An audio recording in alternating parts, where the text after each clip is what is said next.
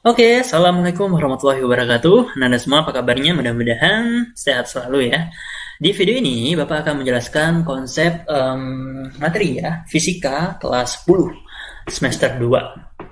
Apa aja yang kalian harus pelajari di semester 2 ini? Ya, langsung saja kita lihat biar tidak memperpanjang mukadimah ya kata orang. Nah, ini dia kompetensi dasar yang harus kalian kuasai.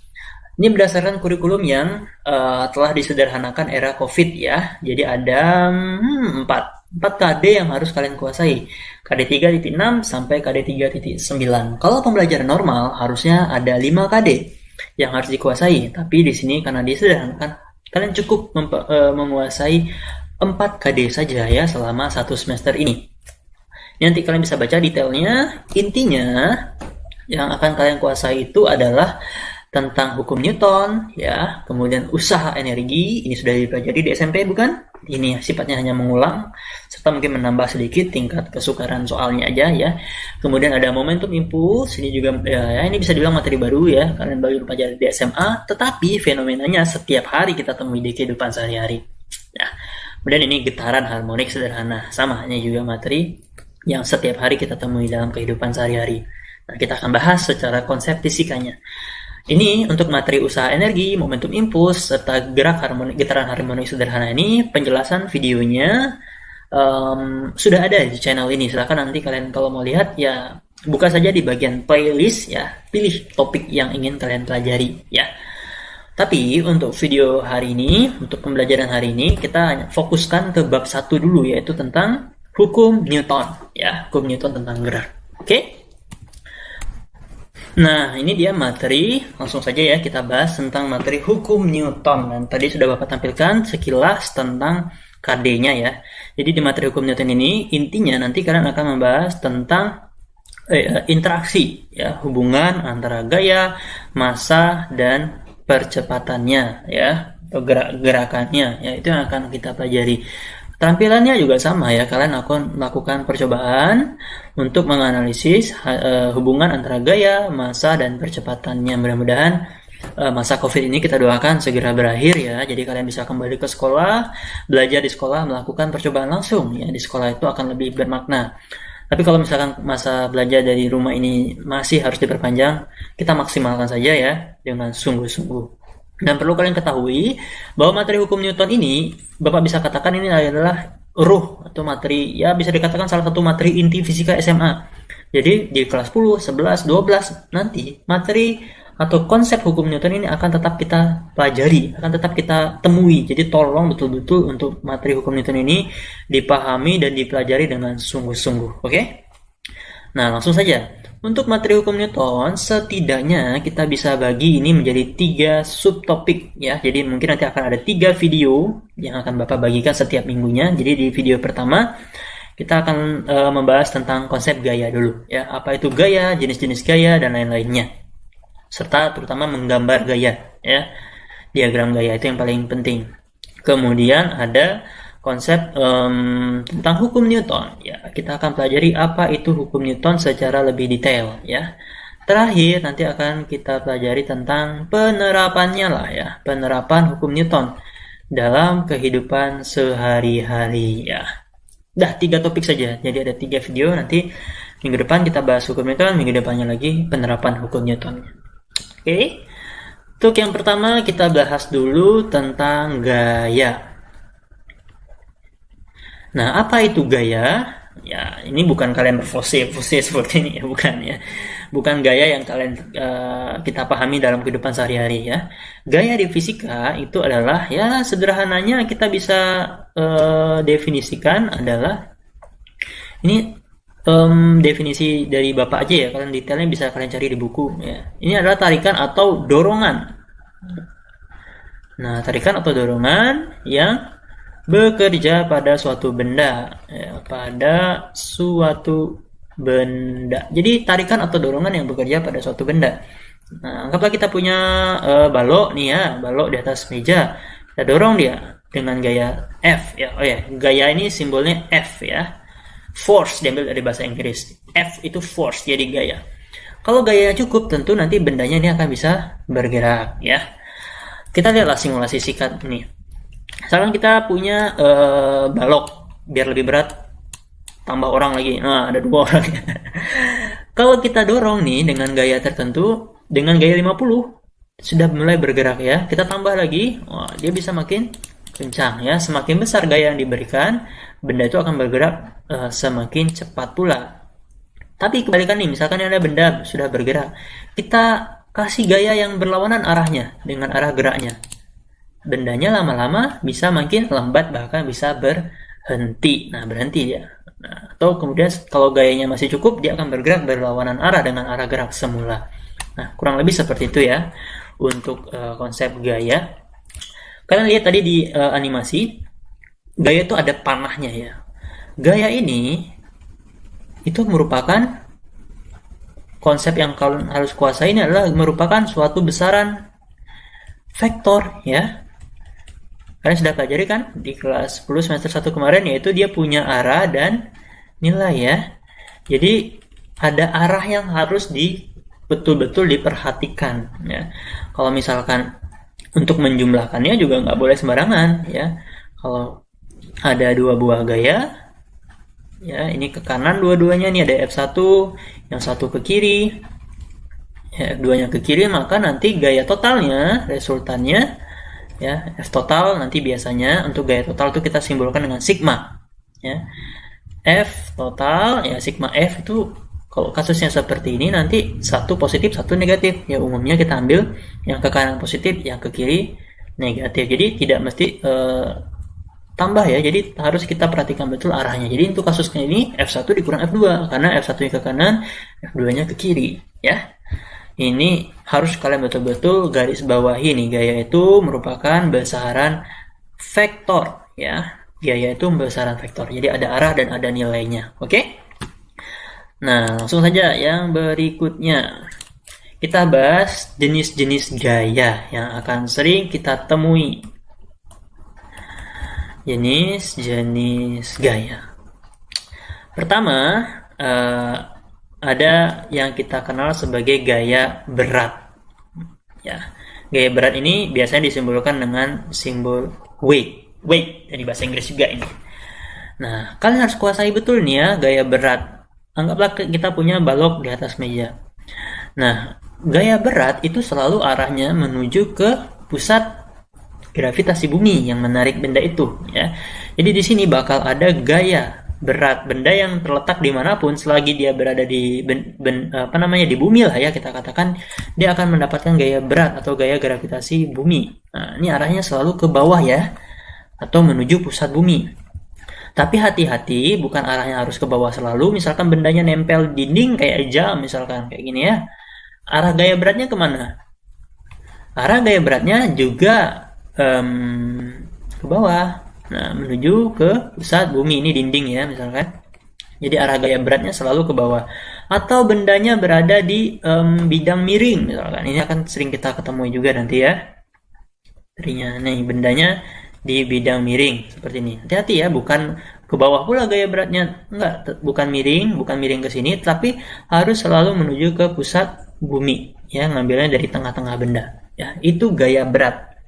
Ya, besar gaya berat ini mudah ya. Gaya berat itu kita tinggal kalikan saja masanya dengan percepatan gravitasi. W itu sama dengan M kali G. Di SMP juga kalian sudah pelajarin ya. W itu adalah gaya berat. Ya, satuan gaya itu Newton ya. Kita simbolkan dengan M. M itu massa benda. Massa benda ya satuannya kilogram ya. Sementara G itu adalah percepatan gravitasi. Percepatan gravitasi. Nilainya kalau tidak diketahui kita pakai yang mudah aja lah ya, 10 meter per sekon kuadrat. Oke, itu yang pertama, yaitu gaya berat. Ingat ya, arahnya harus selalu menuju pusat bumi ke bawah. Yang kedua adalah gaya normal. Ya. Kalau gaya berat tadi itu adalah gaya akibat gaya gravitasi bumi. Kalau gaya normal ini bisa disebutkan sebagai gaya akibat persentuhan dua benda, persentuhan atau kontak ya, benda dengan suatu permukaan, benda dengan suatu permukaan tertentu. Misalkan tadi bendanya kita taruh di atas meja, jadi kan ada sentuhan itu. Maka setiap ada sentuhan akan selalu muncul gaya normal. Nah, gaya normal ini, perhatikan ya, arahnya itu untuk gaya normal, kalian harus perhatikan arahnya ini harus selalu ya, jadi tidak mungkin tidak, selalu tegak lurus. Selalu tegak lurus dengan permukaan benda. Ini harus betul-betul dikuasai. Tegak lurus dengan permukaan benda. Jadi kalau misalkan tadi baloknya di atas meja, ya, gaya normalnya kemana? Tegak lurus dengan meja. Jadi arah gaya normalnya ke atas lurus. Gaya normal itu simbolnya N, ya. Di gaya normal simbolnya N. Atau hati-hati kayak kasus jam dinding tadi, ya. Jam yang nempel di dinding atau benda-benda yang nempel di dinding. Nah, gaya normalnya kemana ini? Bukan ke atas ya, tetapi sesuai dengan permukaannya. Nih permukaannya di dinding, maka gaya normalnya ya ini, plek gitu, ke dinding, tegak lurus dengan dindingnya. Atau kasus bidang miring tadi ya, bidang miring, ada bidang miring. Gaya normalnya kemana ini?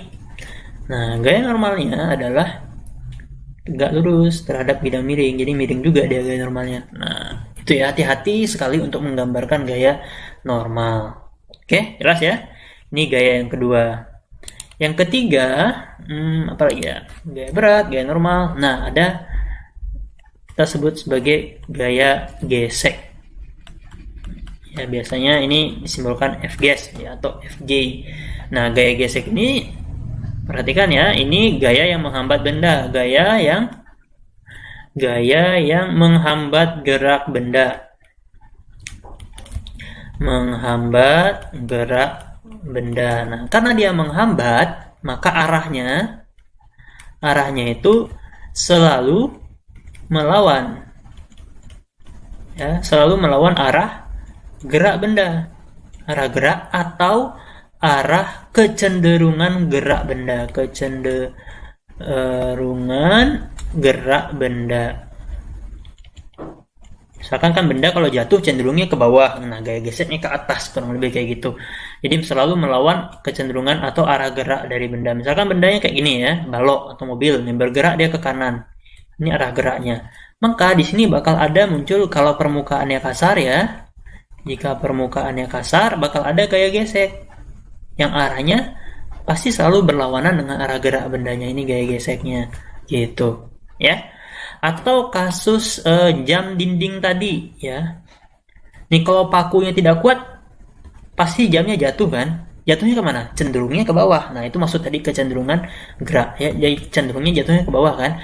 Maka di sini bakal ada gaya gesek yang arahnya ke atas, pasti selalu melawan arah geraknya atau kecenderungan geraknya. Nah, geseknya ke situ. Atau kasus bidang miring tadi. Nah, ini bidang miring, ada bendanya. Kalau bidang miring kan ini cenderungnya pasti dia turun ya, nggak mungkin dia naik kecuali dia didorong. Nah, kalau dia cenderungnya turunnya ke bawah, maka gaya geseknya akan melawan arah geraknya. Nah, ini arah gaya geseknya, F gesek. Oke, jelas ya? Nah, gitu. Terakhir ada nanti juga sering kita temui di materi ini ya, dan namanya gaya tegangan tali. Gaya tegangan tali. Udah ya, biasanya simbolnya T ini ya. Gaya tegangan tali. Jadi syaratnya harus ada talinya. Kalau tidak ada tali ya tidak mungkin ada tegangan tali. Misalkan ada lampu-lampu gantung gitu ya. Itu kan punya tali ya, jadi tali yang menggantung di dinding. Jadi talinya kan harus kuat, harus sesuai dengan berat benda yang digantung. Jadi di sini akan ada gaya tegangan tali yang kita simbol dengan T ya.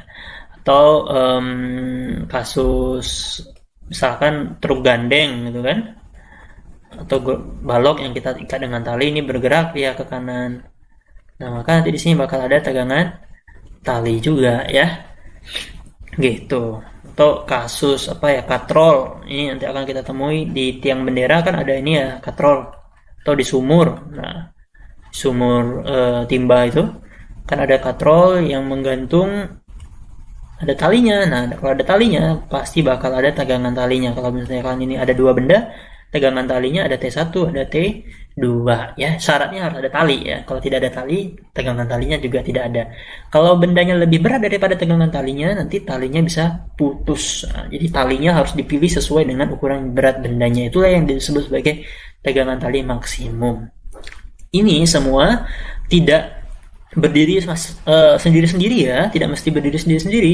Jadi nanti kasusnya ada gaya berat, ada gaya normal, ada gaya gesek, ada gaya tegangan tali, seluruhnya ada ya. Jadi coba kita belajar dulu menggambar ya. Ini yang paling penting sebelum kita bahas tentang hukum Newton, menggambar diagram gaya. Diagram gaya benda. Jadi tadi ada 4 gaya ya. Ada gaya apa aja tadi? Ada gaya berat ya, gaya normal, gaya gesek, dan gaya tegangan tali. Keempat-empat ini bisa jadi muncul secara bersamaan ya. Contohnya seperti ini. Coba nanti kalau misalkan Bapak minta kalian untuk menggambar diagram gaya untuk kasus seperti ini misalkan.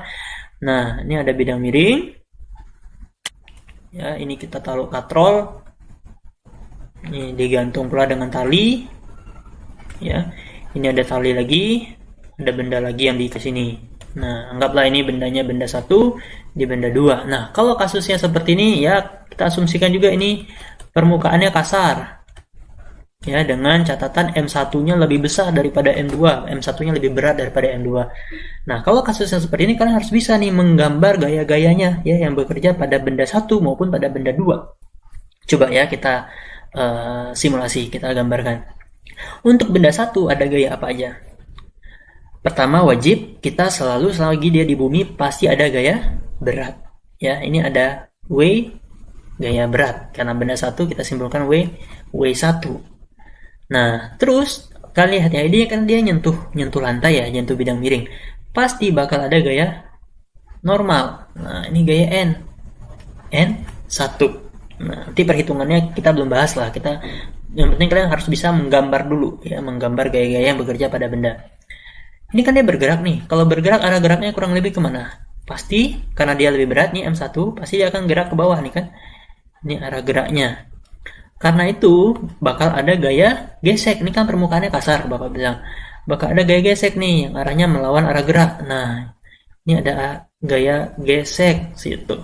Ini juga ada tali. Nah, talinya dia menahan gerak bendanya. Jadi ini ada tegangan tali T1. Nah, jadi ada 4-4-nya nih gaya yang bekerja pada benda M1. Nah, gitu ya. Jadi tidak mesti hanya terpisah hanya ada gaya berat, tidak mungkin. Hanya ada gaya normal, tidak juga ya. Jadi keempat-empatnya kalau memang kasusnya memenuhi bisa jadi muncul semuanya. Nah, kalau pada benda 2 ada gaya apa aja? Coba kita gambarkan. Pertama wajib ya, kalian gambarkan dulu biar mudah. Triknya kalian gambar gaya yang pasti ada terus, yaitu gaya berat. Nih, gaya beratnya karena dia selalu menuju pusat bumi arahnya ke bawah. Ya, ini W2. Terus ada gaya apa lagi? Gaya normal ada nggak? Tidak ada, karena dia tidak ada bersentuhan dengan benda. Gaya gesek, ya bisa diabaikan ya. Gaya gesek dengan udara dia juga tidak nyentuh benda ya. Yang di sini adalah gaya tali ya, tegangan tali, karena dia ada talinya ya, melawan arah kecenderungan gaya berat. Jadi tegangan talinya ke atas gitu ya, T2. Udah hanya ada 2 gaya pada benda 2.